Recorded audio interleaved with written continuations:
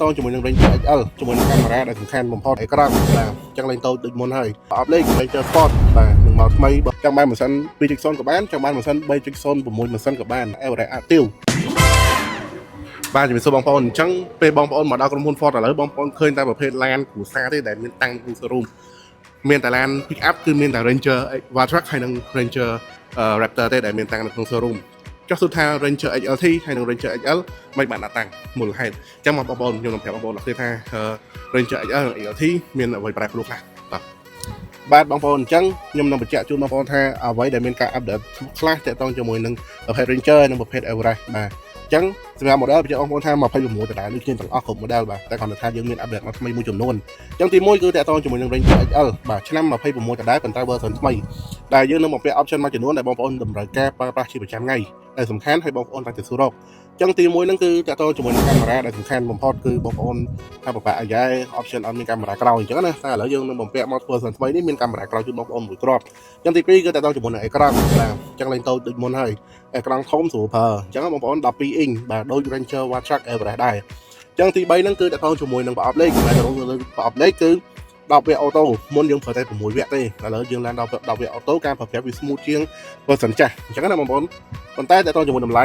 កាលណាយើងមាន update version option ថ្មីក៏តម្លៃប្រែប្រួលទៅតាមនោះដែរអញ្ចឹងតម្លៃឥឡូវ 39900 យើងខុសគ្នាតែ2000នេះតែយើងមកពាក់មក option ថ្មីបានច្រើនដែរអញ្ចឹងបងប្អូនអញ្ចឹងបងប្អូនអាចពិចារណាក្នុងការកក់បានឥឡូវយើងបានបន្ទូកក់ហើយអញ្ចឹងមួយទៀតគឺតើតើជាមួយនឹង Ranger Sport បាទនឹងមកថ្មីបងប្អូនទៅលើទេថា Ranger Sport ហត់ដល់ទៅលើតែ XLT Wildtrak ឬក៏ XL ហ្នឹងទៅអញ្ចឹងឥឡូវនេះយើងមាន Ranger Sport ដែលជំនួសទៅលើ model Ranger XLT អញ្ចឹងពីពេលនេះទៅយើងលែងមាន XLT ហើយយើងមានតែ Ranger Sport ដែលមកជំនួសនឹង XLT ប៉ុន្តែបញ្ជាក់បងប្អូនថាវាស្អាតជាង XLT បន្តិចដែរវាមានអីមួយចំនួនមកខ្លាយជាង XLT តែខ្ញុំនឹងបញ្ជាក់បងប្អូនបន្ថែមនៅពេលដែលយើងបានព័ត៌មានច្បាស់ការអញ្ចឹងណាអញ្ចឹងឥឡូវនេះយើងបានទទួលកក់ទេដែលបញ្ជាក់បងប្អូនថាយើងមាន model មកថ្មីដែលជំនួស XLT នេះគឺ Ranger Sport ម៉ាស៊ីនយើងមានពីរជម្រើសដែលបងប្អូនចង់បានម៉ាស៊ីន 2.0 ក៏បានចង់បានម៉ាស៊ីន 3.0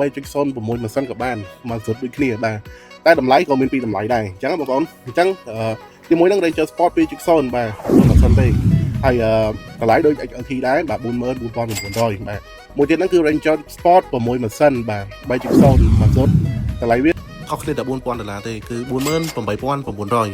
បាទអញ្ចឹងពី model ហ្នឹងបងប្អូនដែលចង់បានម៉ាស៊ីនធំប្រកបម៉ាស៊ីនធំបានចង់បានម៉ាស៊ីនតូចយកប្រភេទ 2.0 បានអញ្ចឹងណាតែគាត់ថាបញ្ជាក់បងប្អូនថាយើងលែងមាន Ranger XLT ហើយអ្វីដែលយើងជំនួសមកវិញគឺ Ranger Sport អញ្ចឹងបងប្អូនបន្តមក model មួយទៀតគឺចុងក្រោយនោះដែលយើងមាន update មកថ្មីគឺ Everest បាទ Everest Titanium គឺយើងនៅតែមានលក់ដដែលបាទ26ហើយ Everest Sport ក៏យើងនៅតែមានដដែលតែយើង update ថ្មីហើយនឹងមាន Everest មួយទៀតហ្នឹងគេហៅថា Everest Active អញ្ចឹង Everest Active ហ្នឹងគឺតាក់ទងជាមួយនឹងការ update មក model ទៀតហ្នឹងគឺសម្រាប់បងប្អូនដែលចង់បានតម្លៃធំ Sport បាទបានន័យថាតម្លៃល្អជាង Sport ណា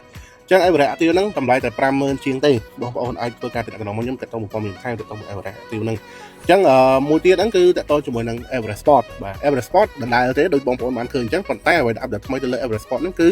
Capitas បាទអញ្ចឹងបងប្អូនគាត់ថា Everest Sport ឆ្នាំចាស់អត់ Capitas ស្រឡាញ់ Everest Sport style by Black Edition ប៉ុន្តែអត់មាន Capitas អញ្ចឹងណាអញ្ចឹងឥឡូវមាន Capitas ហើយតែគាត់តម្លៃ update បន្តិច 61900 បាទបន្ទាប់មកEverest Titanium យើងនៅតែមានលក់ដដែលអញ្ចឹ